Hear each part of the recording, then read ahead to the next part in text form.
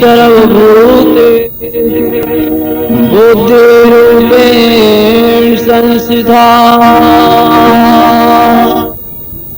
तस्यै नमस्तस्यै नमस्तस्यै नमो या देवी सर्वभूतेषु लक्ष्मीरूपेण संस्थिता नमस्तस्यै नमस्तस्यै नमस्तस्यै नमो या देवी सर्वभूतेषु शान्तिरूपेण संस्थिता नमस्तस्यै नमस्तस्यै नमस्तस्यै नमो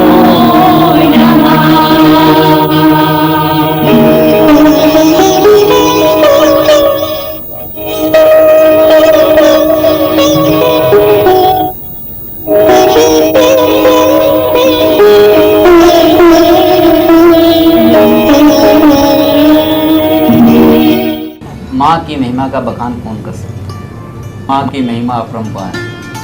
माँ की महिमा का बखान आप तभी कर सकते हैं जब आपके साथ कोई एक ऐसी हस्ती बैठी हो। सदगुरु श्री उषा माता जी के परम शिष्य श्री भद्रकाली मंदिर गणेश नगर के संस्थापक महाराज श्री धर्म सिंह जी। महाराज जी, आपका हमारे इस कार्यक्रम में स्वागत है। जय माता। आप हमें सबसे पहले ये बताएं कि आप माँ जी के श्री चरणों में पहुँचे कैसे। ये सन 78 की बात है कि मुझे अपने गुरु महाराज से मिलने का संपर्क बना। मैं उनके पास अपनी कोई समस्या लेके गया था और जिस समस्या के लिए मैं गया था और उनके चरणों में जब लेने लगा तो एक विशेष शक्ति प्रदान की जो मैं सोच भी नहीं सकता था, जिसका मैं निंदा भी करता था कि ये देवी प्रवेश नहीं होती, लेकिन उन्होंने मुझे सिद्ध करके दिखा दिया कि सब कुछ होता है दुनिया में। 8 साल उनके पास रहा। आखिर में मैंने उनसे कहा, माता जी आपने तो मुझे सरकारी नौकरी का आश्वासन दिया था। तो हंस के बोले, तेरी पक्की सरकार की नौकरी लगा दी है, तुमने जिंदगी में काली माँ की सेवा करनी है। उनकी कृपा से ज्वाला ज्योति का जो शौक चढ़ा मुझे, उन्होंने आशीर्वाद इशारा किया कि तुमने भी वही करना है जो हम करते हैं, यही तुम्हारी ड्यूटी है। 21 सालों में 42 ज्वाला ज्योत यात्राएं। हर साल आप नवरात्रों में माँ ज्वाला जी से ज्वाला की ज्योत लाते हैं और सब घरों में प्रचार के लिए लेकर जाते हैं। इतना सब ये जो इतना अरेंजमेंट ये प्रबंध है, आप कैसे मैनेज करते हैं महाराज जी। स्वप्न में भी नहीं सोच सकता कि मैं 41 यात्राएं कर पाऊंगा।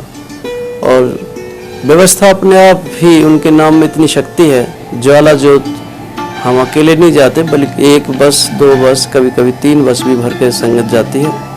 देखिए, जहाँ आस्था का विषय बन जाता है कि भाई मैं ये करूँ, ये तो भक्ति में होता ही नहीं कि मैं ये करूँगा वो करूँगा, ये कुदरती बात हो जाती है। मेरे दिल में एक बार ऐसी प्रेरणा आई जब गुरुजी ने, सदगुरुदेव जी ने कहा कि तुम ज्वाला ज्योत की सेवा किया करो, यही तुम्हारे भाग्य में लिखा है। तो हम 86 में पहली बार मार्च के महीने में ज्वाला ज्योत लेकर के आए। संगत स्वयं यही था कि ज़्यादा से ज़्यादा संगत को उसका दर्शन कराना। जो लोग वहाँ नहीं जा सकते, जिनके पास समय कम है, उनके घर में जाएगी जो, उनके रिश्तेदार, दोस्त, मित्र, पड़ोसी माँ के दर्शन करेंगे, जिससे कि हमारे सनातन धर्म का प्रचार होगा। चाहे मुस्लिम हो, चाहे सिख हो, चाहे ईसाई हो, चाहे जैनी हो, हर मजहब में ज्योति का प्रचार ही होता है। महाराज जी, आप अपने मंदिर में हर मंगलवार, हर शनिवार माँ जी की चौकी लगाते हैं। इस चौकी की प्रेरणा आपको कहाँ से मिली? जब हम परम पूजनीय सदगुरुदेव श्री 1008 चक्रवर्ती महामंडल सदगुरुदेव उषा माता जी, जिनको आज के समय में साधु समाज ने सम्मानित किया। पहले उनको सिर्फ उषा माता जी के नाम से करते थे। तो उनके पास जब हम पहुँचे तो उन्होंने हमें आशीर्वाद दिया। जब उनको महामाया का प्रवेश था, एक बड़ी अजीब सी बात है कि जब उनको प्रवेश था और उस प्रवेश में लाइन लगी, लोगों की लाइनें लगी हुई थी, लोगों के कष्ट दूर किए जा रहे थे, एक अद्भुत खेल था हमारे लिए। और ज़िंदगी में जो हमारी 23 साल की अवस्था थी, उसमें पहली बार था जो हमने कोई कीर्तन या सत्संग अटेंड किया हो। और उसमें जाके जब बैठे रहे, जब मेरा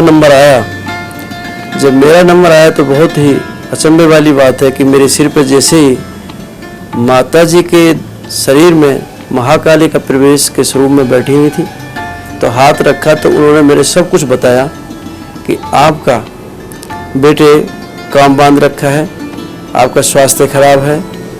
जो भी मैंने उनसे कहा भी नहीं, उन्होंने वो बता दिया। और उन्होंने कहा हम आपकी सर्विस भी लगवाएंगे और आपका स्वास्थ्य भी ठीक करेंगे, लेकिन आप अपने माँ बाप को लेके आओ। तो हमने एक प्रश्न कैसे हमारे दिमाग में उस समय उत्पन्न हो गया, जो बहुत ही मुझे अजीब सा लगा, और मैं कह बैठा। जब माँ जी ने कहा कि अपने माँ बाप को लेके आओ, तो हमने उनसे एक प्रश्न किया कि आप जगत जननी, तो हमारा माँ बाप कौन है? आप जगत जननी, तो हमारा माँ बाप कौन है? आप संसार की उत्पत्ति करता है। सब लोग कहते हैं, ऐसा गा रहे थे रात को। तो उन्होंने खुश हुए, इतने खिलखिला के हंसे और चेहरा मेरा मुंह पकड़ा और प्यार से कहा, अच्छा जन्म देने वाली माँ को, जो संसारी माँ, उसे लेके आ जाना। इतना कहा और मैंने सिर उनके चरणों में रखा और उन्होंने हाथ मारा और मेरे शरीर में एक विशेष शक्ति का प्रभाव बहने लगा। तो उसी के बाद हमें वो स्वरूप चढ़ने लगा, जिसको कहते हैं कि आंख बंद करो तो दर्शन करो। उसकी हम व्याख्या ऐसे नहीं बता सकते क्या आप, क्योंकि ये बात तो सिर्फ भगत लोग ही जान सकते हैं, संत लोग ही जान सकते हैं कि गुरु क्या कृपा बरसा सकता है। आप अपने मंदिर में जन्म पत्रियाँ बनाते हैं, सब भक्तों को नगों का प्रसाद देते हैं। ये सब काम करने की, ये प्रसाद देने की आपको प्रेरणा कहाँ से मिली? देखिए, पहले तो ये दिमाग में था भी नहीं कि पंडिताई करेंगे हम, ना इनके बारे में नॉलेज थी, क्योंकि कॉमर्स स्टूडेंट हो और ये भक्ति ज्योतिष शास्त्र की तरफ जाए एकदम से, तो बड़ा अजीब सा लगेगा। जब 8 साल हमने गुरु के पास गुजार लिए, तो हम वहाँ देखा करते थे हमारे गुरु महाराज जी, आगरे वाले माँ जी, लोगों को प्रसाद स्वरूप में नग दिया करते थे। हम तो उस बार ये सोचते, जिस चीज़ को भी हाथ लगा देंगे, आशीर्वाद भी देंगे, उसी का कल्याण होगा। वहाँ से देखते देखते हम भी प्रसाद स्वरूप में नग देने लगे।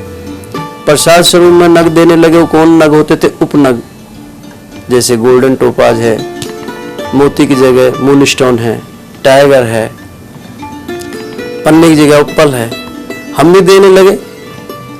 जैसे गुरुजी ने सिखाया, पाठ किया महाकाली का, हमने देना शुरू कर दिया, तो लोगों को भला होने लगा, हमें आस्था उसके प्रति और बढ़ती चली गई, इसमें कुछ होता है।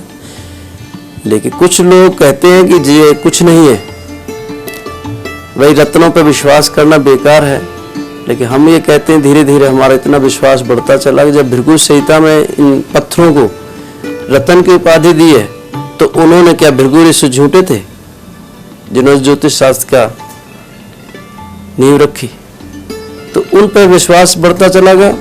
फिर हमने, मेरे दिमाग में और एक धीरे से एक जिज्ञासा बढ़ी कि भाई और रिसर्च किया जाए, कैसे किया जाए।